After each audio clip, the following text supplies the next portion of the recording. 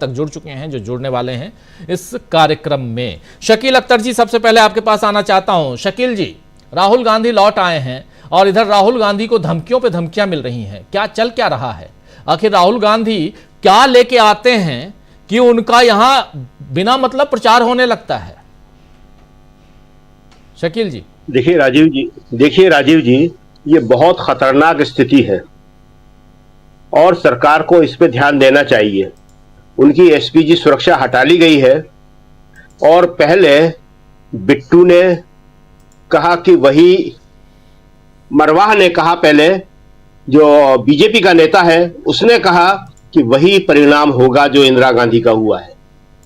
राहुल गांधी को खुली धमकी देते हुए, और साथ में मारवाह जो बीजेपी का नेता है उसने ऑन भी किया कि हां, इंदिरा गांधी को हमने ही मारा था। यह कहना कि इंदिरा गांधी जैसा ही परिणाम होगा उस हत्या को ऑन करने के बराबर है जी। उसके बाद बिट्टू ने कहा उन्हें, और इसके बाद ये शिंदे ग्रुप के नेता ने।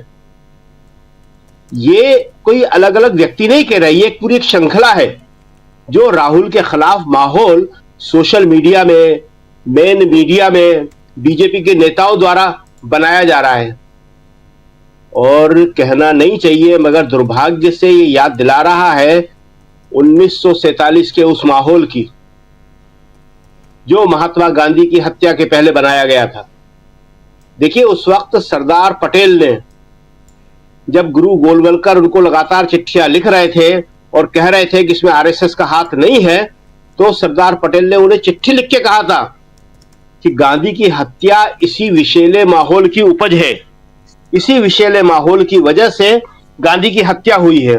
हम ये आपको किताबें दिखा रहे हैं, बहुत सारी किताबें हैं जिनमें सारा रिकॉर्ड है ये पूरा का पूरा, जिनमें और भी बहुत सारी किताबें हैं, आप देख सकते हैं इनमें। तो इसमें जो है साफ साफ कहा जा रहा है सरदार पटेल के द्वारा, और किसी के द्वारा नहीं, भारत के गृह मंत्री, और जिसे ये सबसे ज्यादा ऑन करते हैं बीजेपी वाले, उन्होंने कहा है इस बात को कि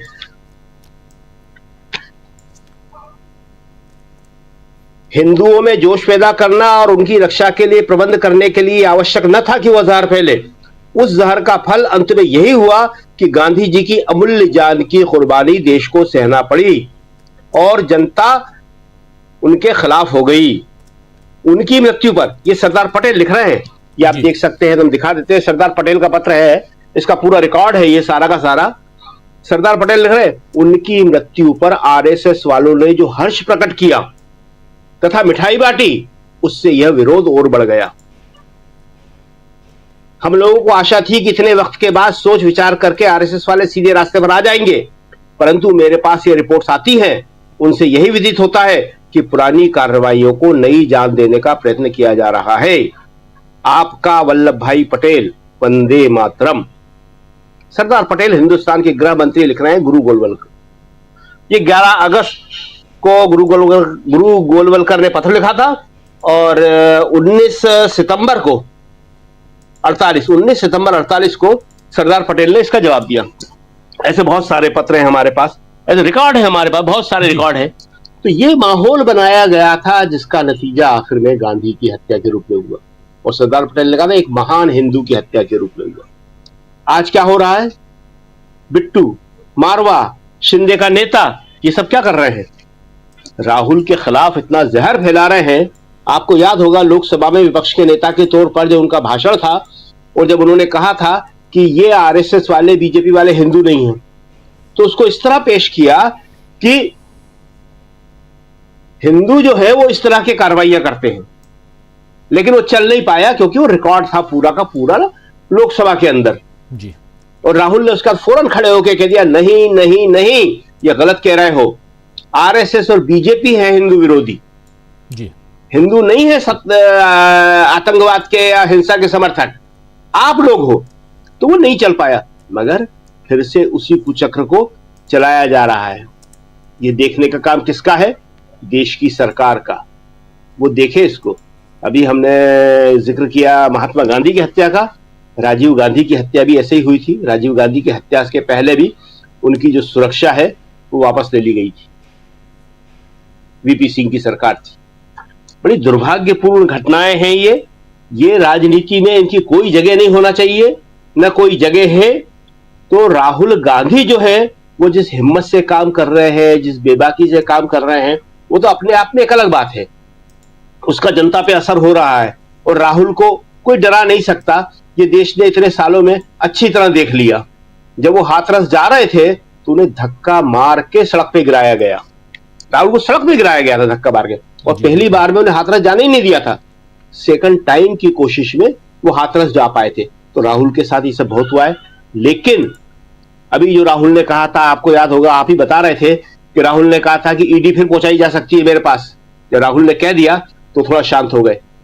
मगर अब जो है एक के बाद एक बड़े नेता, ये सारे के सारे, बिट्टू तो मंत्री है, मारवा बीजेपी का नेता है, बिट्टू बीजेपी का नेता है, और तीसरा जो शिंदे का नेता है वो शिंदे इनकी सरकार में शामिल है महाराष्ट्र में, गायकवाड़।